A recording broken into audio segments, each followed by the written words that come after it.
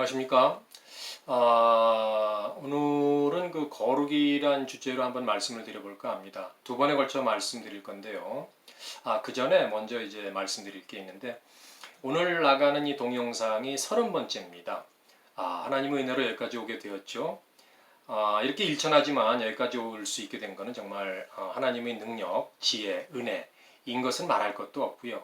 또 무엇보다 이제 이 동영상을 여태까지 이제 시청해 주신 이런 귀한 사역에 동참해 주신 그런 성도 여러분 모두 한 분 한 분의 그런 사랑과 격려가 있었기 때문에 이 자리까지 올 수 있지 않았는가.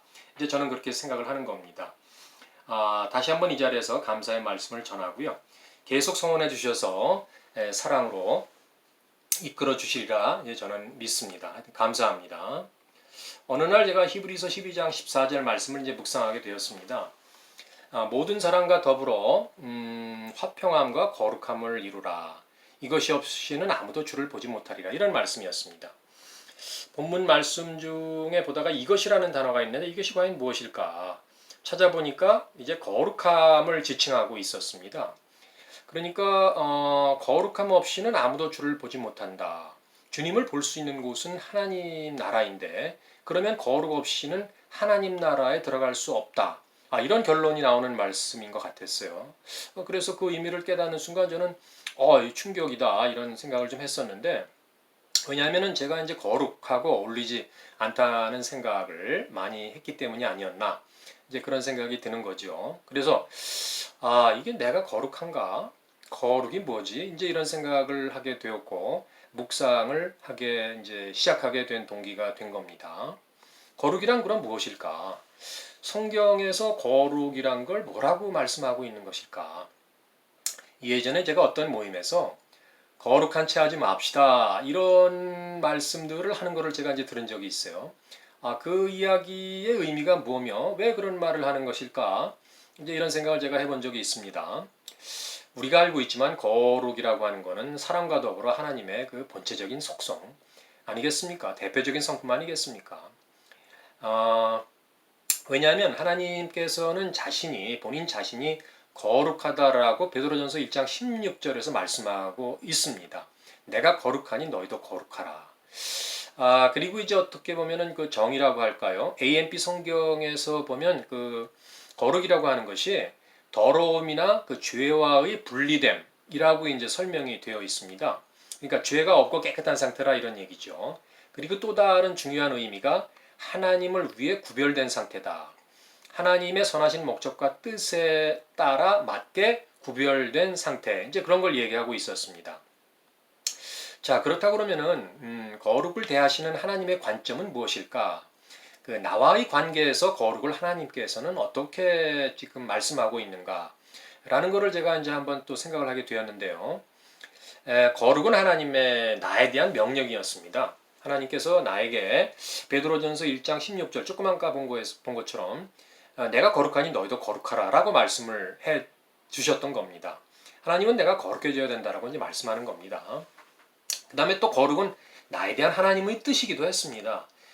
데살로니가전서 4장 3절에 보니까 하나님의 뜻은 이것이니 곧 나의 거룩함이라 곧 음란을 버리고 이런 말씀이 나옵니다. 여기서의 거룩은 죄로부터의 구별된 거룩, 즉 성화됨의 거룩을 얘기하는 건데 여기선 홀리를 쓰지 않고 sanctification이라는 단어를 사용하고 있었습니다. 보니까 그렇다 그러면은 거룩하고 나와는 현재 어떤 관계가 있을까? 어떤 상황에 있을까? 거룩과는 이제 이런 것들을 제가 이제 또 한번 보게 되었는데 말씀을 보다 보니까 저는 이미 거룩한 존재가 되어 있더라고요.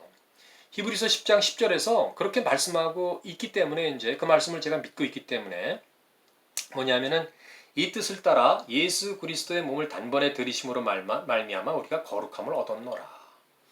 거룩함을 얻었다고 이미 선포가 된 말씀이었습니다. 제가 다시 한번 잠깐 보면은 하나님의 구원의 메시지를 믿는 나는 하나님의 뜻에 따라 이미 거룩하게 되었다라는 겁니다. 시제가 현재 완료형이에요. 영어 성경을 보니까 예수님을 믿는 순간부터 그러니까 나는 거룩하게 되었다라는 하나님의 그 말씀의 선포였던 것입니다. 그런데 이제 여기서 제가 한 가지 의문이 떠올랐습니다. 뭐냐면은 그럼 성경이 나한테 왜 거룩하게 되었다라고 말씀하고 있는데 나는 왜 거룩하다라고 예전에 이렇게 느낀 적이 별로 없을까? 거룩이란 단어가 왜 내게 그런 이질감을 주었을까 하는 그런 생각이었습니다. 그리고 또 이미 거룩해졌다라고 하면은 하나님께서는 왜 또 거룩해지라고 말씀하시는 걸까 저한테? 하나님께서 혹시 실제 거룩하지 않다고 생각하는 저의 그 모든 것을 아시는 걸까? 생각을 하시는 걸까? 이런 생각이 들었습니다. 묵상을 더해가는 중에 이제 하나님께서 어떤 감동을 주셨냐면은 내가 예수님을 믿음으로 거룩한 존재가 되었지 않습니까? 존재가 되었는데도 그 사실을 인지하지 못하고 있다는 사실, 즉 내가 믿음의 연약함으로 인해서 내가 거룩한 존재가 되지 못했다라고 생각하는 것을 하나님께서는 잘 알고 계시다라는 그런 묵상 생각을 저한테 주셨습니다. 때문에 이미 거룩한 존재가 되었는데도 내가 알고 있지 못하니 그거를 일깨워 준다. 다시 말해서 너는 이미 거룩한 존재가 되었으니 그 신분에 합당한 삶을 살도록 하라. 라는 메시지였다라는 것이었습니다. 그래서 거룩한 존재가 되어 가라라고 저한테 이제 말씀으로 명령하신 거였다. 이제 저는 그렇게 또 묵상이 되었던 겁니다. 그런데 이제 묵상하는 중에 하나님께서 또 다른 구원과 관련된 거를 생각나게 하셨어요. 예전에 제가 이제 구원을 받은 사실을 믿었는데도 내 삶을 보게 되면은 그게 과연 성경에서 말씀하시는 구원받은 자의 삶과 이게 조금 다른 것 같다. 말씀의 기준하고 좀 거리가 있다, 괴리가 있다 이런 느낌을 이제 받은 적이 있었는데 그런 나의 믿음의 상태를 잘 아시는 하나님께서 그리스도를 믿음으로 구원 얻은 내게 항상 복종하여 두렵고 떨림으로 구원을 이루어 가라라고 베드로전서 2장 12절에서 빌립보서 2장 11절에 말씀을 또 주셨다는 겁니다. 그래서 그 말씀에 이제 순종할 때에 순종해 가면서 구원의 감격과 구원의 기쁨과 감사를 이제 내 삶에 드러내게 되었지요. 순종하니까. 그리고 구원의 열매를 맺게 되는 겁니다. 또 영적 성숙을 이루어 가게 될 그때에 이제 바로 그것이 어떻게 보면은 구원을 이루어 가는 것이 아니겠습니까? 자, 바로 그럴 때에 내가 구원받았다는 확신, 그리고 구원받은 자에 합당한 그런 어떤 삶을 살고 있다, 열매를 맺고 있다. 그 두 생각이 서로 이제 일치되고 확신, 하는 그런 믿음이 저한테 이제 생겨났다라는 것을 제가 이제 경험적으로 깨달아 알게 되었다라는 것입니다. 이게 그러니까 연결되는 거죠, 서로. 그게 바로 말씀이 내 삶에서 경험되고 체험됐다라고 하는 것 아니겠습니까? 그러니까 그 믿음이 나의 순종의 행위로서 입증된다, 완성된다라는 것이죠. 그게 바로 야고보서 2장 26절에서 말씀하는 것이 아닌가 또 생각이 드는데요. 행함이 없는 믿음은 죽은 것이다. 그러니까 온전한 그 행함이 있음으로 해서 그 믿음도 뒷받침이 되고 온전히 살아난다. 저한테 이제 같은 적용의 말씀이 아닌가 이제 그렇게 생각이 듭니다. 그러므로 이제 저한테 거룩하라 라고 말씀하신 그 의미는 이미 거룩해졌지만 육신의 장막에 네가 거하는 동안에 죄와 구별된 삶을 살도록 해라. 하나님의 뜻과 목적에 합당한 상태가 되도록 노력을 해라. 거룩한 성화의 삶을 살도록 해라. 이런 말씀인 것으로 이제 저는 해석이 되었어요. 이것을 이제 달리 얘기하면 제가 이제 암송하고 있는 말씀과 유사한 말씀들이 참 많은데 뭐냐면은 베드로후서 1장 4절에 신의 성품에 참여한 자가 된다라는 말씀이 있어요. 그러니까 요새는 그 신성한 성품이라고 되어 있는데 하여튼 신의 성품에 참여한 자가 바로 이제 거기하고 일맥상통한 것이다 라는 생각이 들었고요. 또 에베소서 4장 13절에 보면은 그리스도의 장성한 분량에 충만한 자까지 이르러야 된다. 그 이르는 자가 바로 거룩에 이르는 자와 동일한 그런 상태가 아니겠느냐. 또 에베소서 4장 22절에 어떤 말씀이 있냐면요. 썩어져가는 구습을 따르는 옛사람을 벗고 진리의 거룩함을 받은 새 사람을 입어라 라는 말씀이 나옵니다. 이게 다 동일한 의미의 말씀이 아니겠느냐. 거룩과 관련해서 말이죠. 그렇게 이제 저한테 묵상이 되었습니다. 성경에서는 말이죠. 하나님께서 하시는 일과 제가 해야 되는 일에 명확한 구분이 있는 것 같습니다. 하나님께서 하시는 일을 내가 할 수 없고 내가 해야만 하는 일을 하나님께서 결코 대신해 주지 않으신다. 라는 것이 이제 많이 나오고 있는데 뭐냐면은 그 성경에서 그 힘쓰라, 이루어라 라는 그런 표현이 많이 나오는데 그거는 다 내가 해야 될 일이다 라는 거였습니다. 그 표현들이 뭐냐면은 중학교 영어 수거에서 볼 수 있는 그런 make every effort 인데요. 그게 바로 이제 힘쓰라, 이루라 라는 거를 다 그렇게 번역해 놓고 있는데 그 make every effort라는 게 성경에 많이 나오고 있습니다. 제가 해야 될 일이라는 뜻이죠. 때문에 이제 거룩하라는 말씀, 거룩을 추구하라는 말씀은 성화의 삶을 살아라. 그 성화의 삶을 추구하라. 라는 말씀과 이제 동일한 것이 아니냐. 이제 저는 그렇게 생각이 들었습니다. 왜냐하면 그 성화라고 하는 sanctification, 그 다음에 이제 거룩이라고 하는 holy, 이 두 개가 굉장히 유사한 의미와 뜻으로 성경에서 많이 이제 혼용되는 것을 제가 볼 수 있었기 때문입니다. 영어 성경에서 예를 들면 말이죠. holy를 설명하는데 sanctification이란 단어를 사용하고 또 반대로 sanctification을 설명하는데 holy라는 단어를 이렇게 서로 사용하면서 보는 것을 제가 이제 몇 번 봤기 때문입니다. 그러니까 여기에서 볼 수 있듯이 거룩하라는 말씀과 성화의 삶을 살라라는 말씀은 거의 같은 의미이겠다. 이제 저는 그렇게 생각이 든 겁니다. 그러면은 거룩하게 되었지 않습니까? 제가 그럼 거룩하라라고 한 말씀에 또 순종을 해야 되니까 거룩하라라고 하는 그런 말씀에 순종해서 내가 해야 될 일은 과연 무엇일까? 라는 걸 한번 생각해 보게 되었습니다. 거룩에는 그 수많은 성경에는 거룩이라는 표현이 많이 있죠. 근데 그 거룩에 합당하신 분은 단 한 분, 하나님이시죠. 그 하나님께서 독생자이신 그리스도를 이 땅에 보내주셨지 않습니까? 그렇기 때문에 하나님 자체이신 그 그리스도의 거룩하신 그리스도를 따라만 가면 된다 하는 것이 거룩에 이르는 길이다라는 생각을 하게 되었습니다.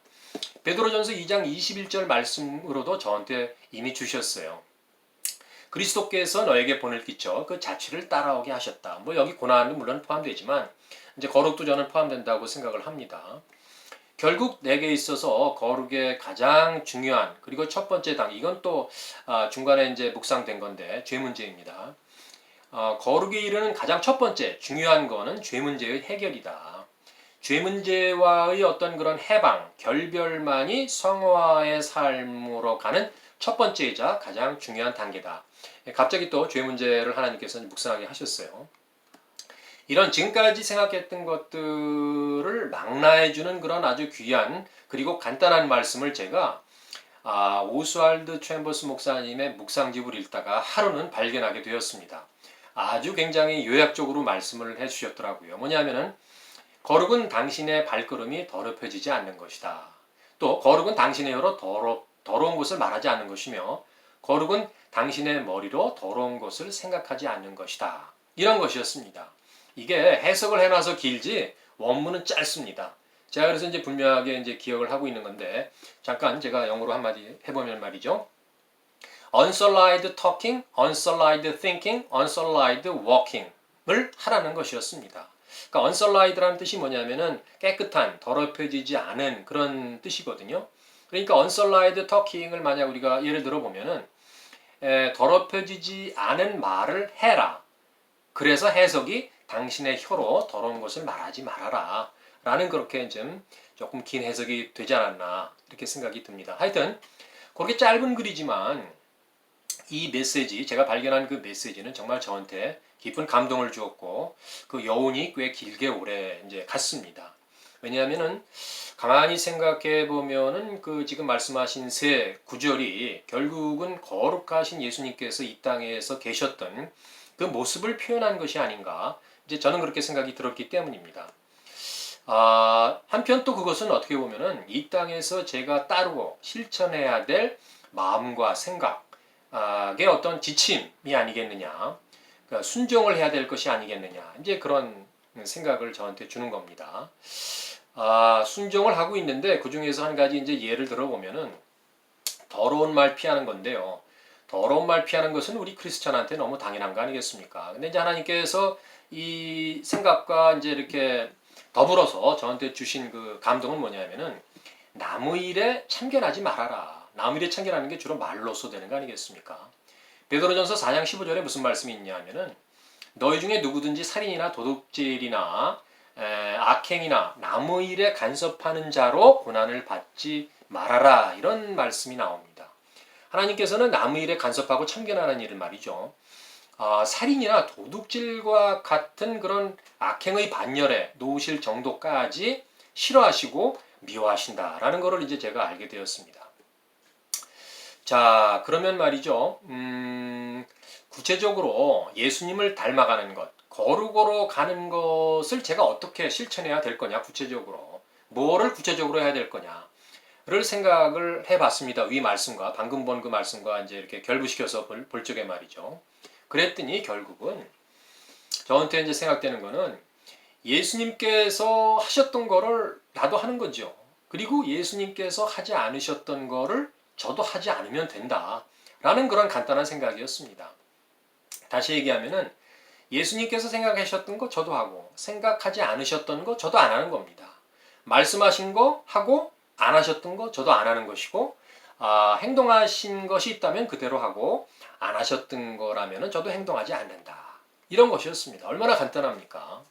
이게 물론 순종할 수 있느냐 없느냐 그 이제 여부가 관건이 되겠지만 결론적인 도출은 얼마나 심플한 얘기입니까? 그리고 이제 더 나아가서 주신 감동은 나의 모든 삶에서 예수님처럼 이 땅에서의 관심을 줄이라는 겁니다. 그리고 하나님과 그 하나님 나라에게 나의 시선을 고정시키고 이제 집중하라. 이제 이런 감동을 저한테 주셨습니다. 그리고 한편 또 뭐가 있냐면은 내 안에 예수님께서 싫어하시는 것들 다 그것이 죄악, 뭐 범죄, 뭐 이런 거하고 관련된 거 아니겠습니까?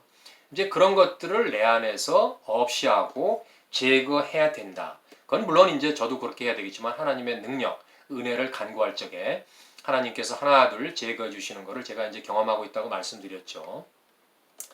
그리고 이제 대표적으로 제가 따라가야 될 그 거룩으로 이루는 것 중에 가장 중요한 것 중에 하나가 말이죠. 평생 따라가야 될 거죠. 언젠가도 말씀드린 적이 있는 것 같은데 저의 권리 포기죠. 내려놓음이죠. 권리를 주님께 양도하는 거였습니다. 참 그 무겁고도 어렵고도 힘들고도 그렇지만 제가 순종하고 따라가야 될 그런 주제다라는 것을 참 말씀드릴 수가 있습니다. 자, 그런데 이런 것들이 어떤 객관적 설명이나 객관적 이해를 위한 깨달음이라고 한다면 무슨 소용이 있겠습니까? 순종해서 내 삶에 드러내지 않는다라고 하면 무슨 소용이 있겠습니까? 지금 이러한 질문들이 말씀을 묵상할 때 아주 저한테 요새는 자주 제기되는 그런 질문들입니다. 그러니까 말씀이 관계를 나하고 정말 인격적으로 맺을 때만 그 말씀의 어떤 능력이라고 그럴까요? 은혜가 내게 이제 임한다라는 사실을 제가 깨달아 알고 있기 때문에 아마 질문이 제기되는 것 같습니다. 결국 이제 이런 말씀드린 것들이 제가 순종의 영역 당연히 아니겠습니까? 그러니까 귀한 가르침으로 제 마음에 이제 항상 품고 순종의 훈련을 제가 이제 하고 있다. 이제 이런 거를 말씀드릴 수가 있습니다. 하루는 이제 제가 시편을 읽다가 제가 따라가야 될 그런 예수님의 모습이다라는 말씀을 제가 이제 보게 되었습니다. 1장 1편의 말씀인데요. 1장 1절의 말씀인데 잘 아는 말씀이죠. 악인들의 꾀를 따르지 아니하며 죄인들의 길에 서지 아니하며 오만한 자들이 자리에 앉지 아니한다라는 말씀이었습니다. 바로 이게 예수님 모습 아니겠습니까? 제게 주신 그런 말씀이기 때문에 이제 제가 순종하려고 하고 있고 또 순종을 하는데 하나님께서는 그 1절의 말씀에 더해서 2절의 말씀도 저한테 주시면서 이것도 순종해라, 실천해라 이런 말씀을 저한테 감동으로 주셨어요. 잘 알고 있는 말씀이죠. 2절도 여호와의 율법을 즐거워하며 그 율법을 주야로 묵상하는 도다. 이것도 제가 또 순종해야 될 일이니까 여호와의 말씀 말씀을 묵상하고 말씀을 늘 생각하고 말씀이신 하나님을 이제 바라보는 그런 삶을 이제 살고 있다. 은혜로 말이죠. 그랬더니 그 하나님께서 주신 축복은 또 대단한 것이었습니다. 지금 말씀에서 보여주는 하나님을 즐거워한다. 말씀이신 하나님이죠. 또 말씀을 묵상한다. 그럼 교제의 자리로 나아가서 하나님께 더 가까이 나아가게 되고 하나님을 만나보는 그런 축복을 누리고 있다. 이제 이렇게 말씀을 드릴 수가 있습니다. 또 우리가 쉽게 쉬운 건 아니지만 항상 기뻐하라 쉬말고 여라 범사에 감사라 이런 또 귀한 말씀이 있지 않습니까? 그런 말씀을 제가 이제 고백할 수 있는 자리에 나아갈 수 있는 축복을 허락하셨다. 이제 이런 것도 제가 이제 말씀을 드립니다. 그리고 또 어떻게 보면은 이것이 최종적이고도 아주 어려운 나중의 관문일 수도 있어요. 제가 거룩함을 추구함에 있어서 예수님께서는 아주 굉장히 쉬운 거였지만 저한테는 넘고 넘어야 할 그런 어려운 그런 고개일 수가 있죠. 뭐냐면은 예수님은 충분히 말씀하실 수 있는 능력이 있죠. 권리가 있죠. 또 합당한 답변이나 논증을 하실 수 있는 그런 능력도 있으시죠. 그러나 그때마다 대부분 잠자코 침묵하실 때가 많으셨습니다. 그리고 또 모욕을 당하시거나 좋지 않은 얘기를 많이 들으셨음에도 불구하고 그때마다 인내로 참으시고 그대로 또 갚은 적이 별로 없으셨어요. 갚지 않으셨죠. 하나님의 그리고 말씀에 이제 순종을 하셨다. 이게 예수님이기 때문에 그러실까? 예수님만 하실 수 있는 영역일까? 이제 그런 생각을 저는 해보게 되는 것이고요. 저의 경우는 어떠냐 그러면은 제가 잘 아는 분야가 있을 수 있지 않습니까? 또 사람을 충분히 설득하거나 이렇게 말할 수 있는 그런 상황이 있을 수 있지 않습니까? 그렇게 말할 수 있는 상황과 형편에서도 예수님처럼 침묵할 수 있다면 정말 얼마나 좋을까? 하나님이 얼마나 기뻐하실까? 이제 그런 생각을 제가 해봤고요. 또 예수님처럼 그렇게 모욕이나 언짢은 말을 듣는 경우가 왕왕이 있을 수 있지 않습니까? 그런 경우에 예수님처럼 좀 참는다는 것이 얼마나 어려운 일인가. 그렇지만 하나님을 생각함으로 그것이 참아진다면 하나님께서 얼마나 기뻐하실까. 이런 생각을 제가 해봤습니다. 이런 정말 고결한 예수님의 자기 부인을 닮는다는 것.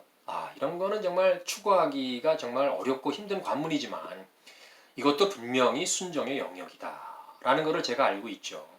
그래서 하나님께서 힘과 능력을 주시기만 한다라고 하면은 능히 그것을 할 수 있을 것이다. 라는 그런 믿음은 저한테 충분히 있다.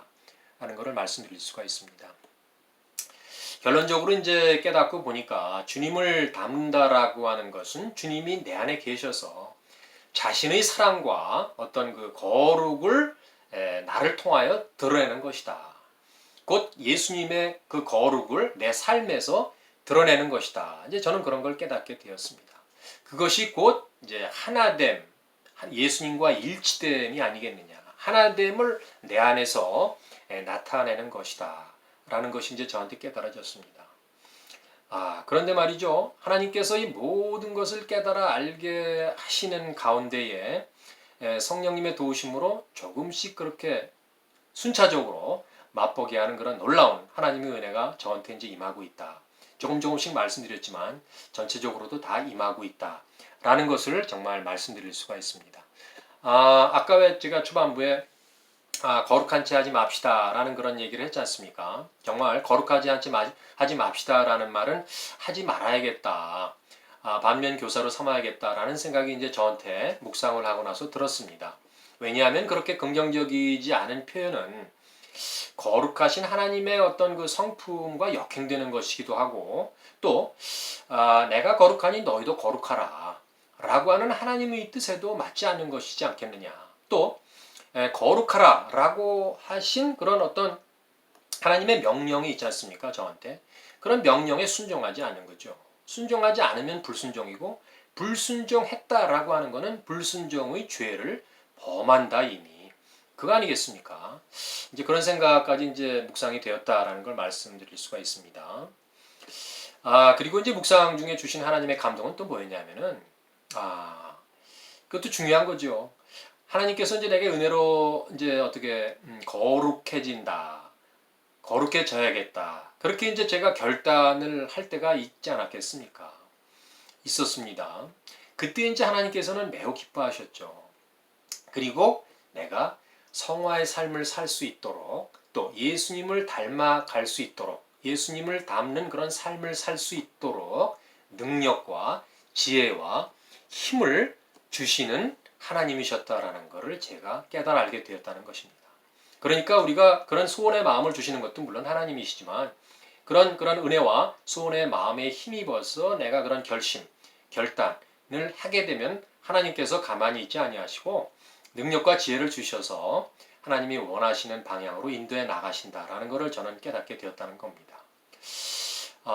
저의 그 거룩과 성화의 삶을 방해하는 요소가 이 세상에 참 많죠. 술과 관련된 이야기가 이제 있는데 그거는 이제 다음 시간에 좀 말씀드려 볼까 하고요. 여하튼 우리가 모두 정말 그 거룩 그리고 성화의 삶을 추구함으로 인해서 예수님을 닮아가는 거죠. 그렇게 될 때 하나님께서 얼마나 기뻐하시고 그런 그 은혜를 허락하신 하나님께 영광을 돌릴 수 있으면 얼마나 우리가 정말 행복하고 즐겁고 하나님께서는 기뻐하시겠습니까? 그런 우리 모두가 되기를 소원하면서 오늘 영상은 여기서 마치겠습니다. 감사합니다. 또 뵙겠습니다.